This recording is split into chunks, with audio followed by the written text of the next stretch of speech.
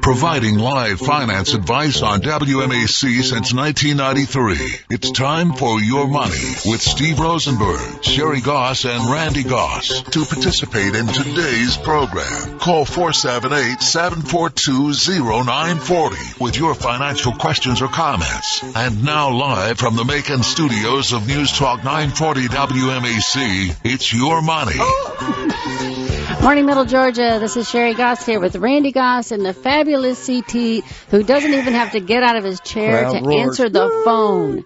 All he has to do is reach over and push a button. Talk about an easy life. But there's 1,000 buttons here, so. Oh, that's true. There's a lot of buttons. You got to know which one to push. So if you call, the phone number is 742-0940 if you want to call this morning with a financial. What? Can you hear me? Yes. Okay. Just speak up. Well, I'm speaking, I think, loud, but it's just no, you're I can't not hear loud. Myself. Okay, good. Good morning, everybody. There you go. So 742-0940 is the number if you want to call in with a financial question, comment. I'm sure you have all sorts of things going around in your head about the world today and money and the fact that the market is just bumping all over the place. But these stupid trade wars, I'm sick of them, but I don't know what else you do. What else do you do to China when they are robbing us blind? I think what's being done is the right thing. I don't know what else you can do. I mean, what can you do to stop it? I don't know, but we're going to get into that a little bit later. I'm going to get into it right now. Right now? Oh, wow. Oh, yeah. That is a little bit later. So, the country's recruitment and cyber theft efforts. And I talk to clients. So we contact our clients every quarter and ask them if they want to come in for review. People have not been coming in so much lately because they already look at their accounts and they look at the news and they understand what's going on. And they're like, what can you do in the market right now? Where do you go? What do you invest in when you don't know what's going to get whacked? What sectors are going to be whacked with a trade war? And That's now right. we got the Mexico thing on top of China. I mean, the EU, it's crazy. But anyways, so this is important for you to understand. So this is out of the Wall Street Journal. Senior U.S. law enforcement and intelligence officials have escalated their warnings, characterizing Chinese espionage as the single most significant long-term strategic threat, encompassing both spycraft intended to steal government secrets and the sustained heist of intellectual property and research from the corporate and academic worlds. So back in 2015, the Chinese government stole more than 20 million files from the U.S. Office of Personnel Management, otherwise known as OPM, which included background check records for government employees. U.S. officials have linked that hack to China, which has denied it, and have worried for years how China could be analyzing its files and correlating it with other breached data sets to find espionage targets. Did you want to say anything here? Not yet? Not yet. So, last week, for example, Candace Claiborne, a 63-year-old former State Department employee, admitted in court she accepted $20,000 in cash, plane tickets, and rent and living expenses for a relative from two Chinese men. She gave them documents, including cables and white papers in connection with upcoming meetings, and she printed all this stuff from internal State Department networks, which is illegal. She should go to jail. She should. I hope she does. Concerns about Chinese espionage surfaced again in recent weeks after a Chinese woman was arrested and charged with unlawfully entering President Trump's Mar-a-Lago resort and lying to federal agents about her plans. They still don't know what she was up to. They've breached the Navy and its contractors. More than 90% of economic espionage prosecutions over the past decade, many of them cyber-enabled, have involved China. And I don't think the news is covering this enough because people don't understand why do we have this trade war? Why is Trump doing what he's doing? And it's because we're under an immense threat of them stealing our important secret stuff. That's right. And this OPM file that they stole had all the information when they did the background checks. Mm-hmm. So when they determined that somebody had financial problems. And, they could target them. Right, and they targeted them. And they had one of the top people in the CIA that gave a bunch of secret documents about the spies, I guess, that were living in China. And he received $800,000. And it took. That's nothing. It's nothing to give up that kind of data. I'm thinking you should get millions of dollars. Well, I think you should get $0 because you're going to have the threat of death. But the files that he gave caused the death of many U.S. I guess, spies that were living in China. Oh, so right. Both countries have spies in each other's countries. It's been going on since the beginning Everywhere, of time. yeah. But when an American does this, I think it's treason and it should be treated as such. Yes. Death penalty. So now we have more trade. So we pound on China. China pounds on us. And this has got to come to some conclusion, and I don't know how you solve this problem. But they keep saying, oh, we're not doing anything wrong. No, we're not stealing anything. We have all this proof of what they're doing, and they just keep denying it. So what do? You cannot allow a country to keep doing this. Keep robbing you. Yeah, they're robbing us blind. If people keep coming into your home every day and robbing you, and are you going to keep the door unlocked? You'd be buying a gun. Are you going to buy a gun? Or are you going to have a big guy there waiting for him the next time? Or what CT said. What did he say? Suggested for the southwest border, put landmines out. Yeah, just put landmines in your yard so everybody that tries to break in, they just get blown up. I think that's a little extreme, but I think we all get the point. So we keep expanding and toughening export control. And the administration is pushing for broad definitions to restrict exports related to, this is the next thing. So this just happened this week. So they're pushing for broad definitions to restrict exports related to technologies such as artificial intelligence, robotics, and 3D printing because they're afraid that China is just going to keep robbing all of that. And they're going to steal all of that, and then they're going to try to beat us at our own game by stealing everything from us. Yeah, didn't you read early this morning that they're going to be putting out a white paper Sunday? Yes, yes. Outlining their position on the trade negotiation. So yes, you might want to look that up, and not you, Sherri, but our listening audience, and figure out where they can tune into the broadcast if they want to learn more. Yeah, there's a bunch of stuff going on. Anywho, so we keep throwing down on them. They throw down on us. Companies like General Electric, Google, and Microsoft are worried about not being able to get into the market because they want to get into the Chinese market, but on the other hand, they're stealing everything from us. So the latest thing, this is kind of important. So this is an article out of Fortune magazine this week. China has found subtle ways to beat Donald Trump with his own trade war, even as it has suffered economic damage in return. Here are 3 things the country could do, and in some cases has already begun to do, if it chooses to inflict maximum pain in the United States. Permit hell. They're already doing this. They're good at this. They don't care about rules, laws, patents. They don't care about any of it. And each, like we have states, they have, what are they called in China? It's not states, but it's like provinces, I believe. Yes. So their provinces are all allowed to act independently. So there's evidence that China has already begun to increase measures to hinder U.S. companies to create corporate pressure on the Trump administration. Just over 52% of U.S. firms reported the increase of such qualitative measures, including, according to a survey by the American Chamber of Commerce. So 27% of companies have seen increased inspections, 23% experienced slower customs clearance, 19% reported other complications from increased official scrutiny.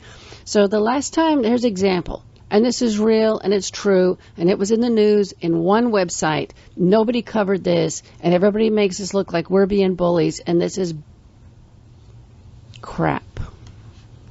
It's crap. Yeah. We're not being bullies. They're like 10 times worse than us. So last time Trump was in China, there were all these giant ships in their ports full of vegetables and fruit out of California. And because Trump was over there trying to negotiate this trade deal, and this is like a year and a half ago. I mean, it's been a long time ago. The last time he was over there really trying to work deals with them. They refused to unload the ships. Mm-hmm. You had ships, giant cargo ships full of perishable items that they refused to unpack. I remember us talking about that. Yep. Yeah. And so the guys on the dock are like, well, we are not sure. This might have hazardous waste in it. So we don't want to open the boxes. A bug. Yeah, it might be a bug in there. Yeah, we're not going to open those boxes. We're not going to unload this stuff right now. Because they thought that by not unloading it and letting it just sit there and rot, that California would put pressure on Trump to concede to them to unload the produce. And Trump is like, no, I'm not backing down from these people. And so the stuff is sitting there just rotting. And so all those farmers basically made no money and had to take a hit on all of this stuff. This is what they do all day. All day. That's right. These are not nice people. So don't think we're the bad guys. We're having to be tough because they're rotten as anything. What is amazing to me is that you have some politicians. Who was the person that worked for Tillerson? She quit, and then she went over there and gave a speech.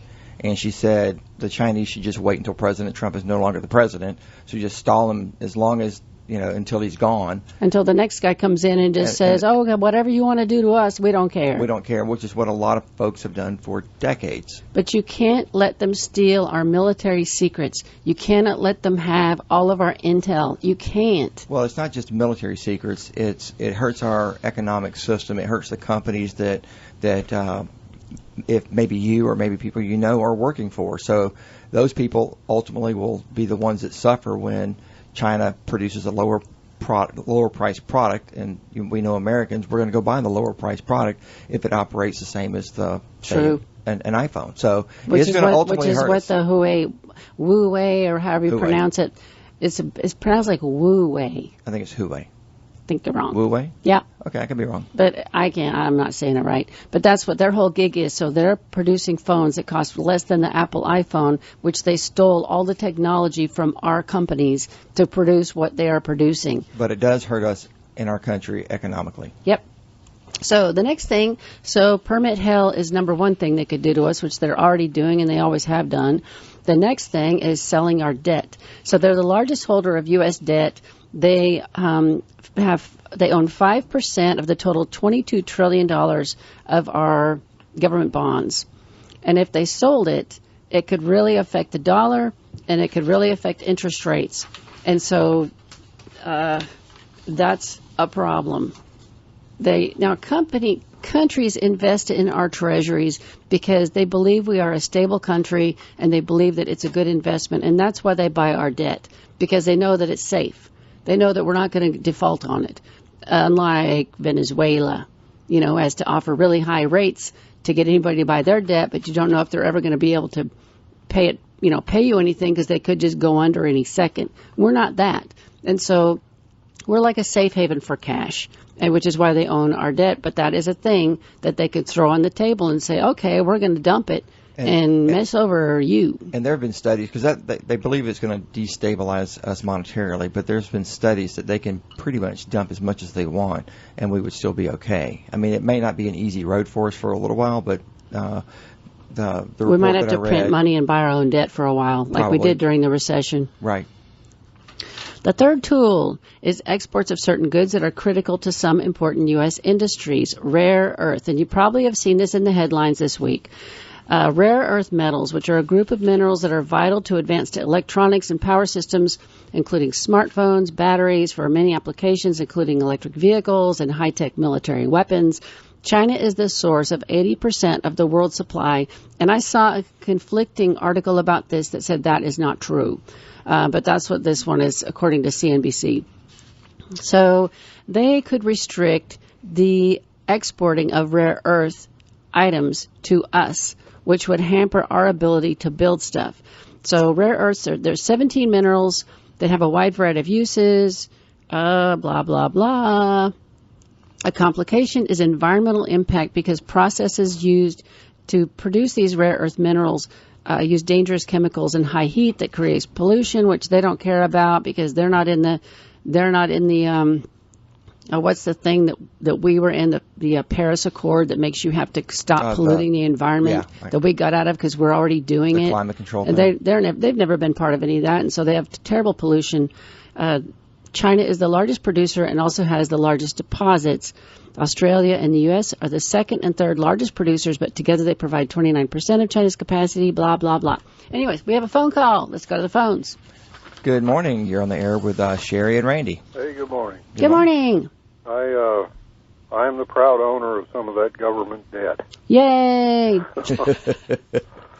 I have a lot of double-E savings bonds. Uh-huh.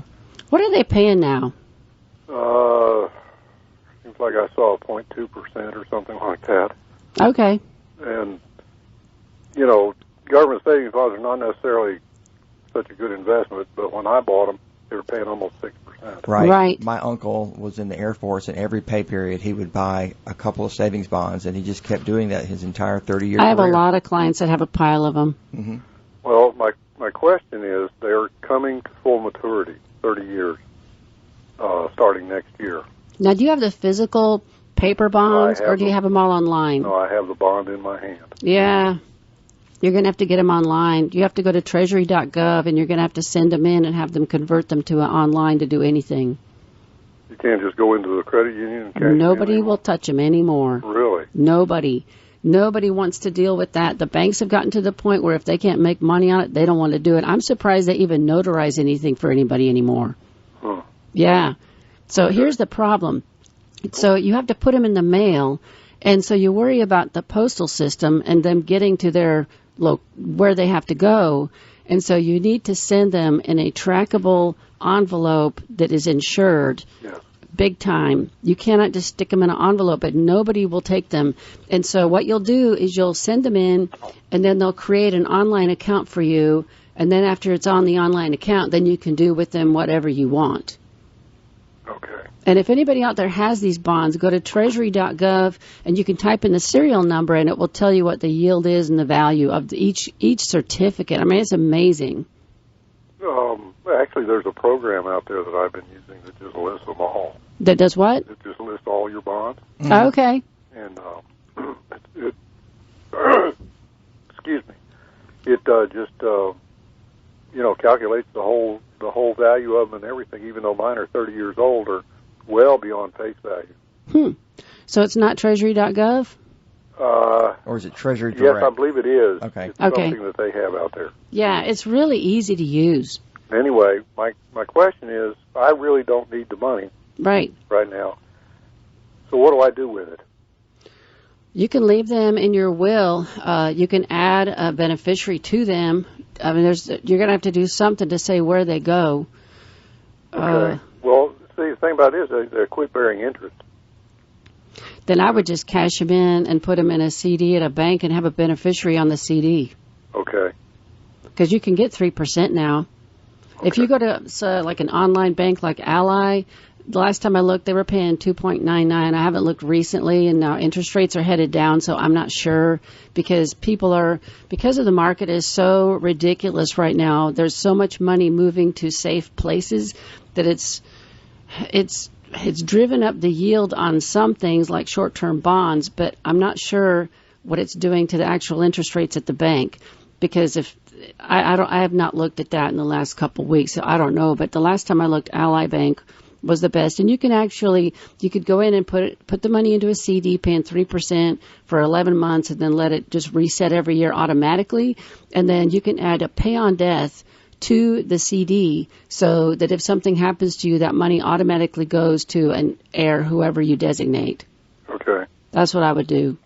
Okay. Every money, anything financial that you have needs to have beneficiaries assigned. None of it should pass by the will.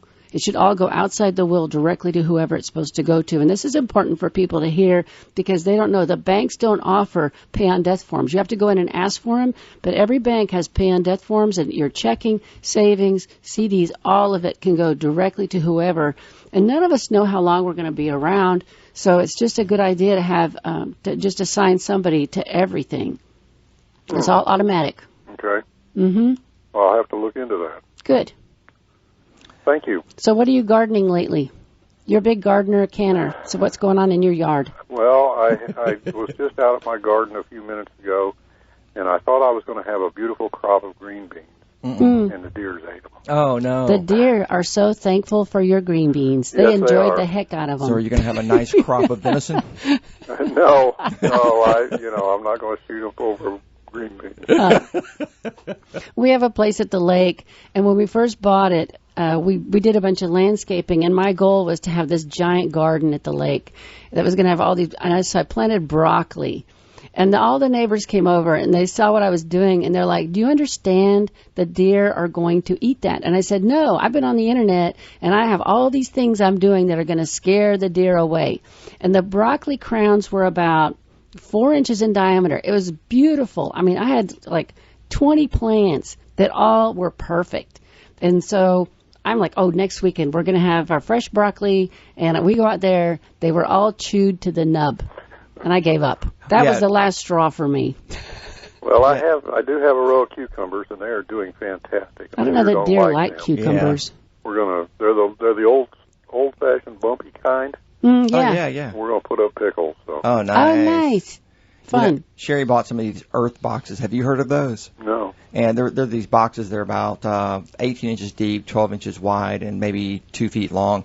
And so we have a couple of those on the back porch now, and she's got the deer beets. Can't get to. Yeah, we keep the gates locked on the porch, but she's got beets and carrots growing in it right now, and they look really nice. They're huge. So I love beets. Yep. That's great. Yay. So maybe you're rubbing off on her. So. You have a wonderful weekend. Thanks for calling us. Thank you. Yeah. Bye. Bye. Are you done with that, Sherri? No. No. I have one last comment about the rare earths, and I guess this is the blowback from us to China, which they want to throw down on us, and we are throwing down on them. That's the way a trade war works. Yep. So there is a company called Blue Line Corporation, a chemical company based in Texas, and it is the first and only company outside of China that can process small batches of rare earth. They just partnered with Australian Rare Earths Mining Company to build a processing facility in the U.S. So this is how we will react. They're going to say, "Oh, we're going to cut you off. Well, we're going to produce our own." This is the thing I've always, I've seen it throughout my lifetime, and I've always heard about it. When adversity hits America, America steps up, and we find figure out a solution. We figure out a solution, and this is just another example of it. I love it. So, yes, it's painful. Yes, the market is rotten. Don't hate your financial advisor. There is nowhere to go. We don't know what's going to be affected, what sectors are going to be affected, so just sit tight. Go cut your television off. Go plant some plants in your yard or do something peaceful. Read a book. Go to a movie. Yeah, read a good book. Do something, because we just have to wait this thing out. And people are critical, and they're like, he should quit doing the trade war. What else could you do? What can we do? Yep. Other than go and steal all their technology and something. I tell you what on we can do. We can apply for a job, which I'll tell you about now. But I'm going to give you my cell phone, and I've looked up Treasury Direct, and read that while I talk about the job. No, just read it to yourself. Okay. Okay. Now we've got some good news here. If you want to work at Amazon, Tyson, or FedEx, you're going to need to know this information. The Macon Bibb Industrial Authority has announced a job fair in June that will help staff several of the warehouses and distribution centers in the county, including Tuesday. Yeah, and according to the news release, it will happen this Tuesday, June 4th, at the Anderson Conference Center on Eisenhower Parkway from 10 o'clock to 3 p.m. Is that at Goodwill? I think it is. I'm not 100% sure. I think it is at Goodwill. Yes. So, yes, I'm sure that's it. Just right off I-75 on Eisenhower Parkway. And they ask that you bring resumes and be prepared for on-site interviews. And, please dress appropriately. Don't go in there in shorts and flip-flops, because they're going to be offering jobs right then on the site. On site right then. So, anyway, did you read that? Yes, I did. Sherri has to sit on her hands when I'm talking. But anyway, they're going to offer hundreds of on-the-spot offers, and let's see, there's about 500 positions, part-time and full-time. At Amazon. Minimum wage is going to be $15 an hour. $15 an hour. Full-time employees receive benefits including health care, vision, dental insurance, a 50% matched 401k, as well as up to 20 weeks of maternity and family leave, according to the company. Amazon also has a program that will pay up to 95% of tuition for full-time employees to take courses related to in-demand career fields, regardless of whether the skills are related to their Amazon job. So if you know somebody that is working in a minimum wage job, they must go to this career fair on Tuesday. That's right. Amazon alone is hiring 500 people. Imagine how many with Amazon, Tyson, FedEx, and Tractor Supply. That's right. Probably 1,000 people are going to get hired on Tuesday, making $15 an hour. And that could change your life. Yes. Especially with all the benefits that go along with it. I can't believe the 20 weeks of maternity leave. I know, that's crazy. 5 months. It can't be paid. I mean, it's just leave without pay, I'm sure. Yeah, I don't know. It didn't say in the article. Also, Google, which is kind of fun here, Google funds scholarships for spouses to become IT support specialists. Google will give $1.7 million worth of scholarships to military spouses to become information technology specialists through the tech Giants IT professional support certificate program. Let's see. It's going to be done through the Syracuse University Institute for Veterans and Military Families. And to qualify, spouses need to enroll in the Institute for Veterans and Military Families is called IVMF. They have to enroll at the IVMF's Onward to Opportunity training program, available at 18 military bases as well as remotely. So, if you want to know more, go to military.com. And I was talking to a lady this week, Sherri, with one of the meetings that I went to, and her daughter goes to one of the very expensive schools. She's gone to SCAD and a bunch of different places. That's really expensive. Yeah, and she has now flipped over to creating apps, which is a lot of what will be done here with Google. And she has 30 people in her class, and there's only 4 people in there that are programmers. The rest are storytellers, book writers, and business people who are now learning to create apps because that is where the money's at for the future. So you don't have to necessarily be a programmer to get into something like this. Which is kind of terrifying to me. I mean, if I had to do that for a living, I would be terrified because I'm really bad at technology. Well, and it scares me. Well, the nice thing is at least they'll teach you there. But if you got the brain on how to tell a story and your app is about telling that story, right? Like one of the ones we're going to talk about in a little while with the money. But it's a great way for people to change from their first option in life, Plan A, to maybe a Plan B because Plan A is not working out really good for them. Or maybe Plan A is a sector that is going away. Right. Kind of like the Toys R Us store. And if you're young and a military spouse and, you want to do this, maybe this is your Plan A, besides staying home with the kids and because this would be it's going to be remote, so yeah, you can do it online and it's free. Right. So this is a great opportunity for military spouses. So if you're listening to military spouses, take advantage of this. It's really good. IVMF's Onward to Opportunity training program on military.com. Yep. So, all right. I like it. And Sherri, you want to tell us who we are and why we're here? I probably should. We are Randy and Sherri Goss, financial advisors with Rosenberg Financial Group. We have offices in Warner Robins and Macon. We are fee-based money managers. We have our own in-house portfolio manager who called me yesterday and just to tell me, hey, I don't know where we can go because I don't know what's going to get hit by a trade war. And I said, I understand, and that's what I'm telling all of our clients. This is a very difficult market to invest in right now. So we invest with an eye toward managing risk in the portfolios. Our clients are mostly retired. They do not want to see losses. And so that is what we are very focused on. But if you want to know more about us, go to retirerelax.com. You can contact us through the website. You can download all of our special reports. And if you are wondering whether you have your estate plan in place and you've done everything, if you're just wondering, click on My Life Book. It's a book that I wrote back in 2007, and it walks you through all the basic estate planning things that the average person needs to do. So, speaking of this, I was on TV a couple weeks ago, and this one makes my brain hurt. And I talked about, what if your spouse dies? Do you have to pay off their debt? What are you going to do? And I had people calling me who their spouses had literally just died the last week, asking me, do I have to pay their medical bills? I mean, am I responsible for their credit card debt? And then some people called me and said things like, oh, I thought in Georgia, if your spouse dies, everything automatically just goes to the spouse. I said, no, you need a will. A spouse only gets 1/3. Those heirs get the rest of it.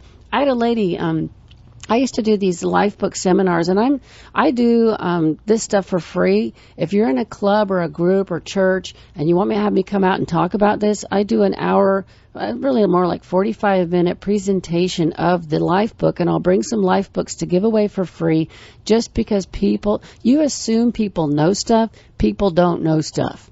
So this guy calls me, and he says, I thought in the state of Georgia, if my wife died or I die first, everything just transfers automatic. There's no automatic nothing. This is not a community property state. This is, you better have a will, and I don't care if you just go online, LegalZoom or NOLO.com, but have something in writing that you have notarized and you have witnesses that say, when I die, I want this to go here. Because if you don't, the state will decide where everything goes. So I was doing one of these life book talks, it's been a long time ago, and when I first wrote the book. So way back, probably 10 years ago. And this lady stood up in the audience, and she said, okay, everybody, you need to hear my story. I kept telling my husband, you need a will. You need to write down how all this is going to go, because everything was in his name. The money, the house, all of it was in his name, not joint. I don't know why. Anywho, it's kind of how people do things sometimes. But anyway, so he finally told me that he did one, and so I let it go. Well, he passed away unexpectedly. Turns out the will was on our computer, which I didn't even have the password. She said I had to hire someone to get into our computer so I could find the will. He never had it signed and notarized. So it's not valid. No, it's not valid. And so everything passed by the state law. Well, guess what? He had 2 children from a previous marriage. So what did she get? She got a third of the house, and the other kids, each 2 kids, adult children that she cannot stand, and they do not get along at all. They now own 2/3 of her house that she is living in. Wow. All of his money, they got 2/3. She got a third. She said, everybody in this room, you need to listen to this lady. She knows what she's talking about, and you better get your stuff fixed now. She was like really angry, and it had been years. He had died years ago, and it just was like ripping off a Band-Aid. Ripping the scab off. So please, people, don't assume things. Make sure everything is right. Make sure your beneficiaries are right. Make sure your will is right. Get everything out. It's too hot outside this afternoon to go do much, so go dig around in your paperwork and just look at it and make sure your life insurance is going to the right person, your IRA, all of that needs beneficiaries. All of it. That's right. Can I make a comment on your life book? Yeah. All right. Sherri mentioned that life book was published in 2007, but it is current. It is updated every year. Don't think that it's 12 years old and it's not going to be relevant today. It is absolutely relevant today, and it is a workbook so that you can download it, PDF, download it, put it into a 3-ring binder, punch holes in it, put it in 3-ring binder, and you can also keep your book current. So just know that it's a current document, and you are considering redoing it and even adding some more stuff to it. Is that still on the table? I'm constantly adding things to it. 2 years ago, I added piles of stuff to it, and ours is complete and filled out, and our son knows where it is. It's in our bill drawer, and we've also scanned it into our encrypted thumb drive. Yes, it's in that too. So wherever we go, we have it. But I have the funeral home picked out. We're going to be cremated now. Now this brings up something that happened a few weeks ago. Last time you were on the show with me, I said in the life book I have the instructions that you want to go to Andersonville and you want a military funeral, and you said I don't want that anymore. Correct. I want you to just throw my ashes in the wind. I need something more specific than that. I didn't really care, so yeah. I really would like you to say where you want your ashes thrown in the wind. Okay, like, do you want me to go to the ocean? Do you want me to go to the Bahamas? Do you want me to take... I'm dead at this point. I just don't care. I've been wanting to go to Thailand for a really long time. Well, Maybe you should say I have to go to Thailand and throw your ashes in the wind over there. I can do that for you, yeah. I don't care if you leave the box open and drive the pickup truck down the road and it kind of floats away. I know. It doesn't matter. So, anyway, tell them how people can come in and make an appointment. Oh, so you can call us at 922-8100. We have offices in Warner Robins and Macon. We do complimentary consultations. You bring in all your information, and I had a call just yesterday from a lady. She said, I see you on TV. I'm still working. My husband's retired, but I need somebody to help us look at all of our numbers and make sure, can I retire? They just want a second opinion. They want someone to look objectively at the scenario, and that's what we do. So we talk about pension options. What makes the most sense? How much life insurance do you have? What's your cash flow going to be in retirement? What are your expenses? When to take Social Security? We talk about all that. It takes an hour. We block an hour. It doesn't cost you anything. And we do it because it's goodwill. And people ask me, how do you do this for free? What are you getting out of it? And I said, well, it's goodwill. You meet us. Maybe you like us. Maybe you decide to bring your money to us someday, but there's no pressure, and we don't sell anything. And if you don't even want to look at what we do and how we manage money, I won't even show it to you. Right. It's not something I drag you through. She's not joking. They are just so low stress. We don't have no trying to force you to become a client. We got client. no stress. Don't need no stinking stress. Yeah, that's just not what we're about. And that's the goodwill that Steve Rosenberg has created in the community that has built our business to the point where it's just fantastic. And we don't have to run after everybody. And we have account minimum sizes which limits how many people we work with, so we can pay lots of attention to the people that we do work with, which is the whole point. And that is really important. And it's rare. It's rare. It's rare, and so I love it. That's why I work with Steve. I love what we do. It's fantastic and all of that. And we have our own in-house portfolio manager that we pay a salary, and he only works for me and Steve. That's period. Right. That's all he works for, and he works all day long making sure we're doing the best right thing for our clients. And we also are fiduciaries, which is also rare, which means we're accountable for what we do, and we are audited on a very high level down to our personal banking accounts. That is so true. They dig around in all of our business and try to find us doing something wrong, which they don't because we don't. But that's rare, and it really should apply to the rest of the world, but it doesn't. So if you're interested, go to retirerelax.com and learn more, or give us a call, make an appointment, and come in and see us. We'd love to meet you. Yes, we would. All right. I am on this Middle Georgia Library board, which I can't tell you how fun this is and how amazing and exciting. I'm the fundraising chair. I'm having a blast helping these people. They deserve it. They're so fantastic. Well, anyways, they're hiring a computer systems technician. So if you're an IT person, you might want to apply for this job. Just contact the Washington Library. You probably can go on their website. I did not check that out, so I don't know if you can go to their website and apply. I would assume you can. Is it a government job? It's a government job, which means you earn a pension. And it means you probably could go on the website and apply for it. I would be sure you can. But it's you report to the head of IT. So it's only two positions in IT at the Washington Library. And if you want the job description and all that stuff, you can email me, Sherri, Sherri, at rfmoney.com, and I'll just scan this and email it to you if you want to see.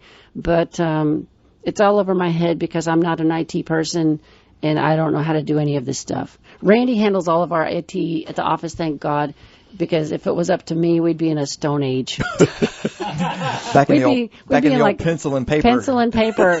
Oh, just write that down and put it in a binder. And use the sneaker net and jog it down the hallway. So.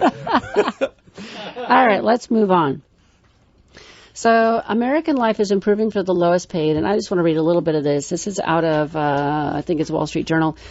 This was the last month. So Brad Hooper quit his previous job at a grocery because his boss was a little weird and crazy. This guy is a long-haired Navy veteran who suffers from recurrent ill health and insomnia, probably has PTSD. Mm-hmm. He has no education beyond high school. Early this decade, he was jobless for a year and recalls how back then there were thousands of people applying for every McDonald's job. Today, he sells tobacco and cigarettes in a chain store for 32 hours a week. He gets $13.90 an hour, double the state's minimum rate, and better than a grocer's pay, and his employer has already bumped up his wages twice in 18 months. Which is rare, plus he gets an annual week of paid holiday. He can't believe it. So this is very minor compared to what's actually out there. Mm-hmm. Kroger, the Kroger on 96 in Warner Robins was having a job fair a month or so ago, and I stood there and I read the board. The lowest paying job at Kroger is $16 an hour. why would you stay in some of these minimum Why? wage jobs when that is sitting there? Plus benefits, 401k, health insurance, dental, vision. Plus they're going to help you pay for college, Amazon, all that. I don't understand why anyone is making minimum wage. I don't understand why anyone would not move out of that. Why would you want to be a server in a restaurant? Because you might like it. So. Well, if you like it, maybe you make huge tips. Yep. Maybe there's certain places where you make huge money. Otherwise, you can flip over to go to this job fair that we mentioned on Tuesday and make minimum $15 an hour with full benefits, and they're going to pay for you to go to college. Right. Anywho. Anyway. Enough about that. We've got a couple of fun things we want to talk about, but they do relate to money. So this first article here, we just laughed about it because we do have a story to add to the end of this. Yes. But this lady, she bought a house, but when she was looking for a house, she decided to find one that had a basement in it so that she could rent it out. And which means it must have its own access. That's right. And then she could rent it out to help subsidize the mortgage payment. And she did this through a website called silvernest.com, and it's a platform that pre-screens attendants and provides a safe solution because a lot of folks they're not prepared to deal with tenant, the background checks, credit checks. Yeah, it's very difficult to go get all that stuff done very economically. But anyway, they handle the background checks and they kept the landlord's information private, and so it's a great way to do it. So if you have a house that has a basement, maybe you're has that extra access, this is a great way to make some extra money. She's making $1,500 a month in additional income. But when I read this article, Sherri and I were sitting there together, and we said the same exact thing. When Shelby, our daughter, is living in Colorado, Denver, Colorado. But she found it online. Yep. She was moving from Arizona to Colorado, so she went online to find the cheapest possible place she could rent, which was a basement. And so she rented it sight unseen. And she shows up there, and it looked nice. With a car full of junk. Yep, a car full of junk. And so she throws everything into the basement. And at this point, she had some very bad back problems, and she was on muscle relaxers. So she goes into this place, and the first thing she notices is there was a spider in the kitchen. And she tried to kill it, and she could not get to it. Was it a jumping spider? I can't remember. It was just a big, fast spider. And then she lays on her bed, and she's going to take a nap. She's exhausted. She took one of her muscle relaxers, and she's laying there, and she looks up in the corner above the bed, and there's a giant spider sitting up there. and she's got these muscle relaxers making her go to sleep. So she says she's sitting there with her fingers holding her eyelids up. And when she woke up, the spider was gone. And turns out that the basement was infested with spiders. Infested like huge. So before you rent your basement out to somebody, I'd recommend that you go live in it for a week. Fumigate it. Fumigate it, live in it for a week, and see if you can understand what it would be like to rent it to someone. So anyway. Make sure there's no leaks, like water leaks. Yeah. Make sure the toilet works. But we just died laughing. That was a great story. When she called and told us that, we were in tears talking to her on the telephone. I think she lasted a month. I think she did. She couldn't take it. She said it was so bad you couldn't kill him. She went to the store and bought all these things to fumigate it, and somehow she couldn't get rid of them. Yeah. It was so terrible. It was horrible. I don't know how she got out of that lease. I don't remember. I think she just went and had a nice talk with the person and said, I can't live with all these spiders down here. The next one, did you want to talk about this next one? Sure. So this lady she bought a triplex, and she rented out, she lives in one, and she rents out the other two, which makes sense. But anyways, I'm trying to find the website. Home Away offers 2 payment options. You can do an annual subscription or to deal with inquiries and bookings. So there's all these websites out there that can help you if you want to rent out your home. Let's say you have a beach house or a mountain house, and you're hardly ever using it. Why not do something with it to create some cash flow? There's all these websites, and where I go, when I want to know what website to go to, I really am a huge fan of Clark Howard. I always have been. When I was in Atlanta working for a consumer credit counseling service, he was on our board, and this is back when he was just a local Atlanta radio show. Well, now he's nationally syndicated, but his website he has seriously ramped it up, and he has tons of people helping him find good information. So I would probably go to Clark.com and find out if I want to rent out a home, what are the best websites to go to.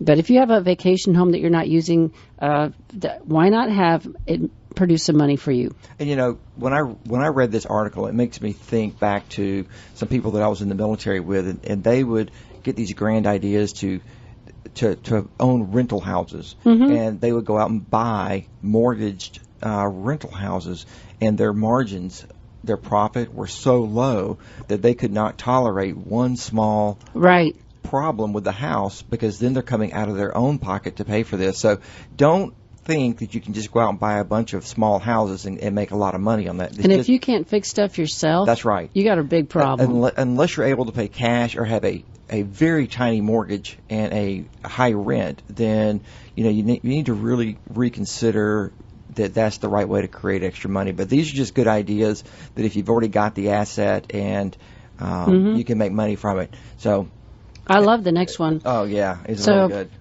So that if you have an RV, let's say you bought an RV and your plan was, which a lot of people say, oh, we're just going to go travel all the time. We're going to get an RV every week and just drive here and drive there and whatever.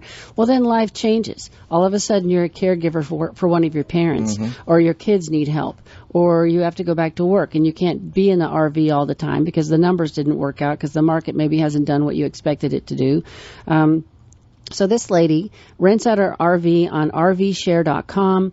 So she gave it a try. You create an account, provide your contact information and details about the vehicle. The RV has to be less than 10 years old. She charges per night, month, or week, and she charges for washing the exterior and dumping the sewer tank. Yes, you must charge for that. We've only done that once, and that's the last time I was ever in an RV. We took the kids camping, and I'd never. Oh my gosh! Well, Sherri was. I was on the inside, and Sherri was on the outside. She had to pull the lever to release the sewage down into and then the pipe didn't stay in the hole. The pipe came out of the hole. The pipe is supposed to go in the hole, and you're not supposed to see anything. And it's supposed to all go down this drain. And instead, the pipe came out of the hole, and the stuff started spewing all over the ground where I'm standing. Sherri's and I'm screaming. It was a poop storm. It was horrific. I said, I'm never doing this again. If we ever rent one of these again, nobody's going to the bathroom in this thing. I'm not going through this. If we have a phone call, Sherri. So, good morning. You're on. Oopsie. Yep, we lost him. You punched the right button, CT. Yep. So if you have an RV and you're going to rent it out, you better make sure those people clean that up before they bring it back. I'm not touching that. You're just sick of the germs. It's disgusting. Horrible. Ugh. That brings back traumatic experiences for Sherri. I have no RV. They're back, Sherri. Oh, hey, good morning. You're on Your Money with Randy and Sherri. Yes. Good morning. Hello. Good morning. This is Harold. Good morning, Harold. What you got on your mind? I've got a question about my deed for my property. Okay. I own my own property, no mortgage. Good. And my wife passed away last year. I'm sorry. And I was told that the way the property deed is written, that it has to go through probate to be able to be sold after I pass. Yes. Can the deed be rewritten after my spouse has passed so that it doesn't have to go through probate, so the children could, sell it right away? So here's how this works. So is the deed right now only in your name? It was in both our names. Both names. But now she's passed away, so have you gone and changed the deed so that it's only in your name? No. Okay, you need to do that. You need to take her death certificate, you need to go to the courthouse, and you need to file with them to change the deed. And I can't remember if there's a cost of this. I cannot remember. I don't remember. Yeah. But anyways, you've got to do that and get it in your name. Otherwise, when you pass, your children are going to have to get her death certificate and deal with the fact that she passed first and get the change to you, and then they're going to have to file to have it changed from you to them. So you need to get through this hurdle first. So you need to get the deed only in your name. And then what you're going to do is it's going to pass by your will. So do you have a will? Yes. Good. So the will states that everything when you pass goes to your children in whatever percentages? Yes, with equal percentages. Great. So how many kids? 4. Okay. So when you pass away, so you're going to take care, you promise me that you're going to go to the courthouse with your deed and her death certificate and get this deed changed so that it's only in your name, okay? Okay. Okay. Then, when you pass away, the children are going to take that deed to the courthouse with your will and your death certificate, and the deed is going to be moved into their names. I see. And then they're going to put it on the market unless one of them wants to buy it. They're going to put it on the market, and it's going to get a step up in cost basis to the date of death value.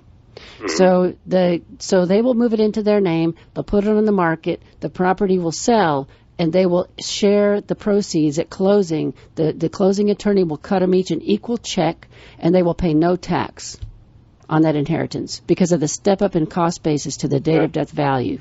Okay, that sounds good. It's the best thing, and I thank God that the government has not changed that, because that's one of the inheriting property. And the same goes. Let's say you have an account, individual account with a bunch of stock that you bought that has appreciated value. The same thing happens with that. You need to make sure you have beneficiaries on all your financial accounts, and then the money goes directly to them. So one of our clients, say that you were our client, and you have your 4 children as beneficiary on your stock, what IRA individual account that you own stock in. You pass away. We get a call from your executor, and so then we would open up accounts for each of the children, beneficiary accounts or individual accounts, and they could take the money and cash it out and do whatever they want. But we would make sure that the stock would be stepped up to the cost basis would be stepped up to your date of death value, and they could turn around and sell the stock without paying any tax because they would have no taxable gain. It's huge. Inheriting is huge as far as wealth creation because there's no tax on it. Life insurance is not taxable. Assets are not taxable as long as they're done right. So while we're on the subject, I've got to bring up something that I had clients. So we do beneficiary reviews with our clients. And so I was telling these clients, it's a husband and wife. They're retired. They have no children. And I said, you've got to assign beneficiaries. And all their money is in retirement accounts. So they came for the next review, and I asked them about it. And they said, oh, yeah, we did this. We fixed it. We made our will the beneficiary of our IRAs so that all of our IRA money would pass by the will to all these people. And I said, no. I said, if that is the case, they would have to cash out the IRAs. The estate would pay all that taxes, and then the money would pass to the people, and you basically throw in a third of your money out the window. They were so happy to have talked to you. Holy cow. Do not make your estate the beneficiary of any retirement account. It cannot be, or you're just losing money to the government for no reason. So I'm glad you called. That's really good stuff. Okay. Well, thank you very much. Yay. You have a great weekend. You too. Bye. Bye-bye. Excellent call. Yes. Yep. So anyways, so this lady's making $38,000 a year renting out an RV. And there are people in Warner Robins, if you're interested, who rent RVs out. Matter of fact, there's one on, I believe it's Sandy Run. Yes, I've a big seen one. A big one. And I think it's a for rent sign in front of it. So if you have one just laying around and it's under 10 years old and you're not using it, why not rent it out and make some money, at least to pay the maintenance costs? Because I hear the maintenance on those things is terrible. Yeah, the roof has to be, all the seals have to be. Yeah, the seals have to all be redone every year unless you have it covered all the time. Yep. Anyway, here's another good article on how to make more money with the stuff you just got sitting around. How many of you people out there have a garage full of stuff? Children's bicycles, strollers, baby cribs, barbecue grills, slides, swimming pools, whatever. Anyway, this lady, I don't know exactly where she lives, but she had 5 children. So over the years, she acquired lots of gear. And so what she did, she created an account. Where did she create Loanables? Loanables.com. Loanables.com. And she took pictures of everything and stuck it out there, stuck each of these items out there with a price, and she rents it to people who are traveling through and they need stuff while they're in town. And the biggest thing that she's got that she rents out, she says most of the time, is the dog crate. I get that. I do too. Big time. Yep. What a hassle. When you're traveling, you can't carry a giant dog crate around. Yep, that's right. So if you've got a garage full of stuff and you want to maybe try to make a little extra money with it, go to loanables.com and take a look at that platform because that could be extra money in your account. And Sherri, we're down to 1 minute according to How did that CT's happen? calibrated finger. That's crazy. I didn't get through half of this stuff. I know. Well, Anyway, we'll continue next weekend with all these other articles because there's some really good stuff in here. There's really good stuff in here. I can't get in. I can't talk about any. Well, I'll just tell you what we are, who we are, what we do. I can't get into any of these things because I can't do a good job on them. But anyways, we are Randy and Sherri Goss. We are financial advisors with Rosenberg Financial Group. I've been with Steve Rosenberg 14 years, maybe longer. I need to look at my paperwork. I really am not sure. But anyways, Steve's been doing this radio show for 25 years. So you can go to our website to learn more about us, retirerelax.com. We have a lot of great special reports that are absolutely free, and you can download them if you want. And we don't care if you print them out and make copies and hand them out to your Sunday school class. There's everything out there from how to maximize Social Security to what to do when your spouse dies. There's all these reports out there to help you understand what you need to do financially to protect yourself and to make good decisions. So, retirerelax.com. Randy's taken over the website this last year and really modified it in a good way. So now you also have videos. We have the podcast. We've had several requests that people wanted to have these radio shows out there for you to listen to at your convenience. So he has started doing that. I think there's 4 shows there now. And we also have a new blog that I just put out there this week. And so how do people sign up for that? For the blog or for there's no signing up. You just go on to it. It's on our homepage right at the very top ribbon. And you can click on it, read the question, and reply to it. And we don't hassle you and bother you or even call you. We don't know even who comes to our website. We don't track it. Actually, we do know who comes to the website. But I can cover that next week because we're off the air now. Have a great weekend, everybody. Have a good one.